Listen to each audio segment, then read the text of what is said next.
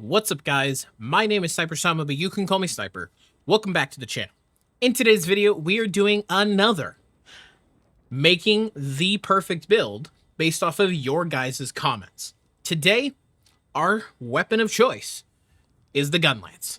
Now, before we get started with that, just want to remind you guys, liking, commenting, and subscribing let me know exactly what I need to do to continue providing content that you guys enjoy.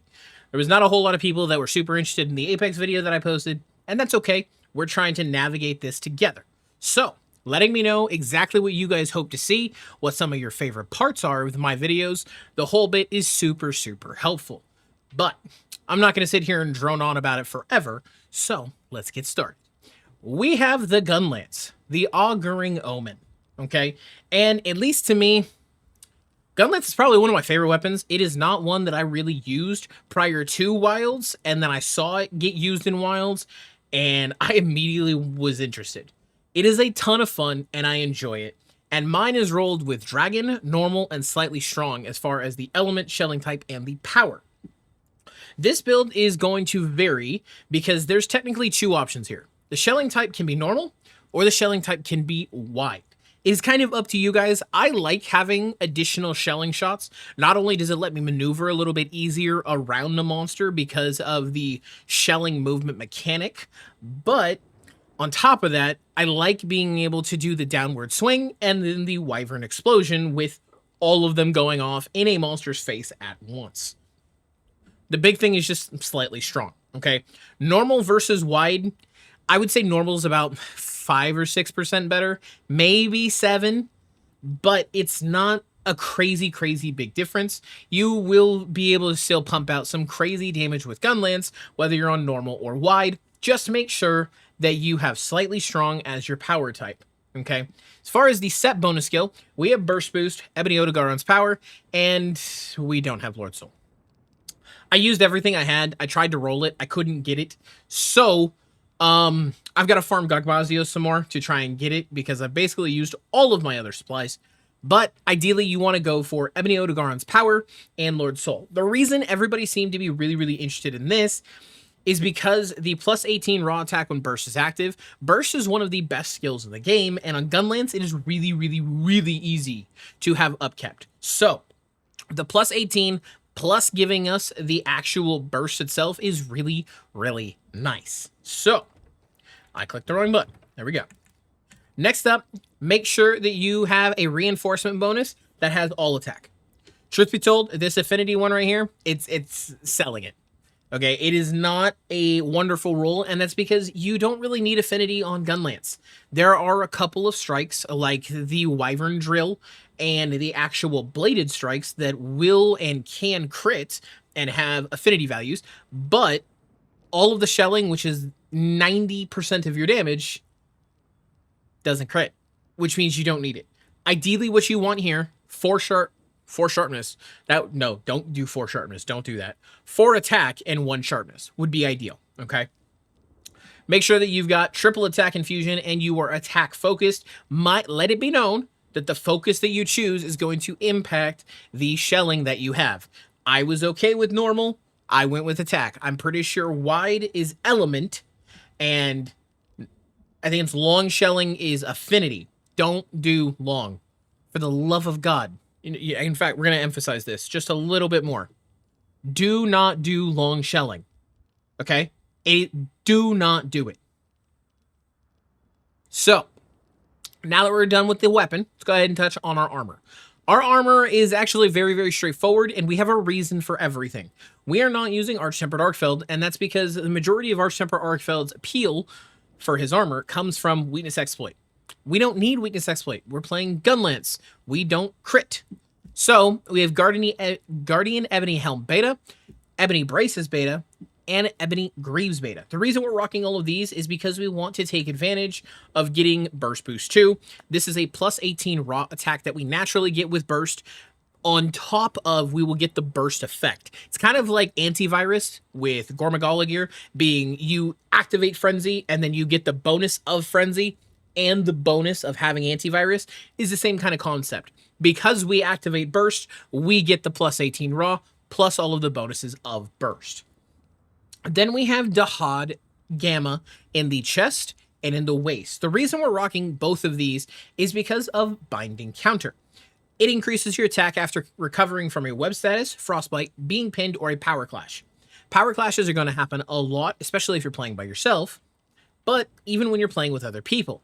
On top of that, being pinned, it happens a lot, and if you're fighting Arch-Tempered Arkfeld with this build, it's going to happen a lot. It's just the nature of it. If you're fighting something like Omega, you're going to get frostbit. If you're fighting something like Jin Dahad, you're going to get frostbit. And then web status doesn't happen very often, but it can depending on what kind of fighting you're doing. But what happens here is Binding Counter 1 gives you a plus 25 raw attack. So on top of the fact that Guardian Ebony's power is going to give us burst boost for plus 18, this is going to give us plus 25 after a power clash, a pin, frostbite, something. Which means we are naturally going to be having 42 additional raw attack just for playing the game. We're already at 263 just by having a pin or a power clash, and boom, we're immediately at 300. That's nothing else. That doesn't even include activating burst itself, okay? Now, on top of that, I recommend rocking a hunting horn with this. This is not the hunting horn I would use. I would use G-Resounding Galahad. And the reason I would use this is it comes with every skill you need, every song you need. Attack up large and defense up large. Those two are going to be really nice. The defense up doesn't really matter. As long as it is an attack up large, it's going to help. The attack up large is just going to boost your damage even more, okay? As far as our charm goes, attack boost and flare. This is the one that I decided to use because I wanted to hit the midway, or I wanted to try and hit the midway threshold for flare. It didn't work, which means you don't need it. Anything that has attack boost is really, really nice.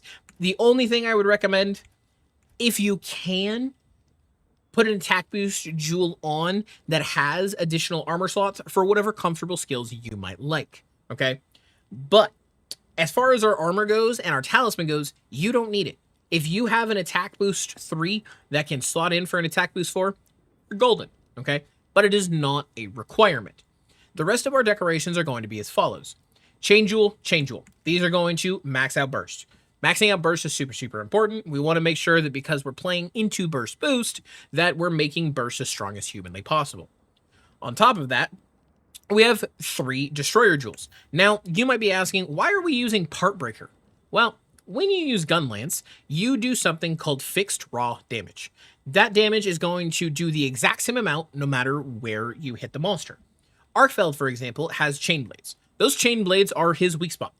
But if you were to say, hit him on the tail, they're going to do different amounts of damage depending on what weapon it is that you're using, which is why something like a piercing light bowgun is able to pierce through those chain blades and do a substantial amount of damage. But if you were to try and aim that same pierce light bowgun, same build and all, at his head, it would do a little bit less damage. And that's because every monster has different hit zones. Part Breaker makes it easier to break off their parts. Arkfeld's chain blades, cutting off a tail, knocking a head to break the head, break the horns, the face, whatever it may be. Okay.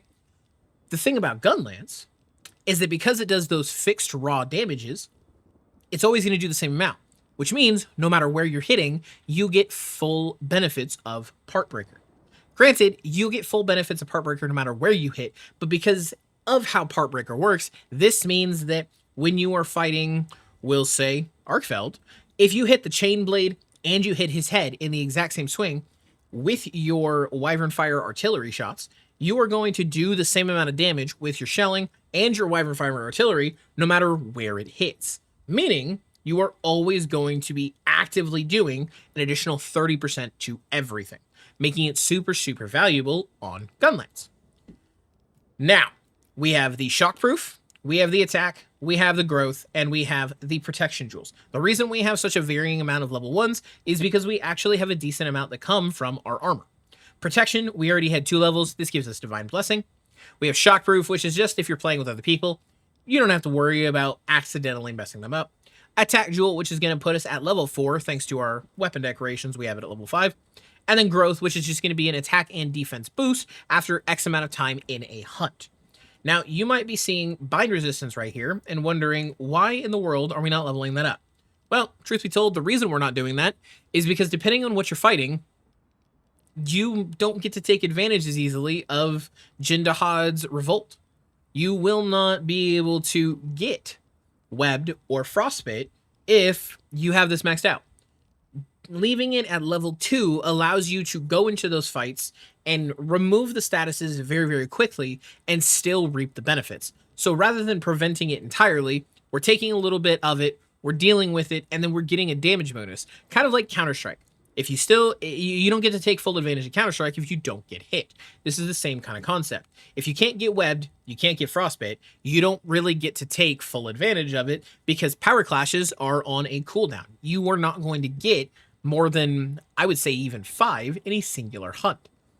However, you might get frostbite or webbed or pinned a lot more, okay?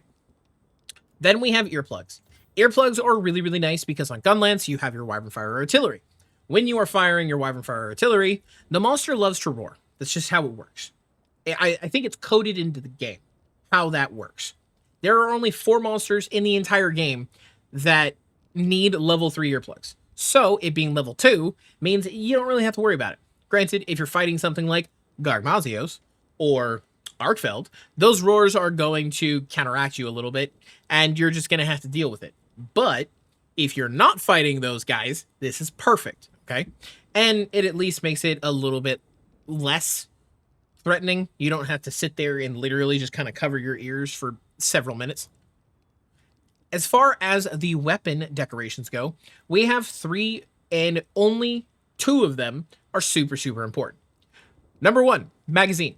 Magazine attack jewel, if you have it, is absolutely goated because you get load shells. This is going to give you 1 additional Gunlance loading capacity, and on top of that is going to make it faster for your reload, okay?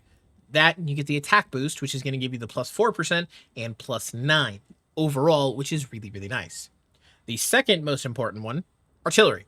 It's just going to make all of your shelling attacks do so much more damage. This isn't even a, like, oh, what if I don't have it? If you don't have it, get it. It's literally just a requirement. Even if you have to drop this Guardian, Dragon, whatever it is in the 3rd slot, make sure you have artillery level 3. If you have things set up like I do with the magazine, the attack, the artillery, and then you are completely covered, I would go for offensive guard. The reason for offensive guard is the 15% raw attack increase is very, very nice. Especially when you take into consideration, Lord Soul will give you plus 5%. So, we're going to go ahead and talk to Luke. We are not going to be able to proc everything, but that is... Oh, yes we will. I lied. We're going to go ahead and put it in smash mode. And we have Binding Counter active. So you can see here, with Binding Counter active and Burst, we have 342 raw attack. But, naturally, just by itself, 319 after a webbed status, or a pin, or a frostbite, or a power clash. Sorry, my brain kind of turned off right there for a second. But if we get the offensive guard, we go up to 358. If we take that offensive guard while it's active, not only do we have flare damage activating, but we have burst damage activating. We're at 400 raw attack. Now that damage may not sound like a lot, all things considered, but doing 1 full combo, we're able to do several thousand damage with ease, okay? So, the idea behind the build, power clash, get frostbite, let yourself sit there and take a couple hits so that you can put yourself in a position to do more damage. You can see here, Wormstake full blast into the full combo, just a normal setup, and we were able to do an unruly amount of damage. Overall is a fun build. Not only do we get some of the benefits of the comfy skills like Divine Blessing, Earplugs, and Bind Resistance, but we also are able to take full advantage of all of the best offensive skills on Gunlance. That being said, ladies and gentlemen, that is going to do it for today's build. Thank you all for coming and watching. Thank you all for hanging out. I hope you guys enjoyed. Don't forget to like, don't forget to comment, don't forget to subscribe. I'll see all of you in the next one. Very well.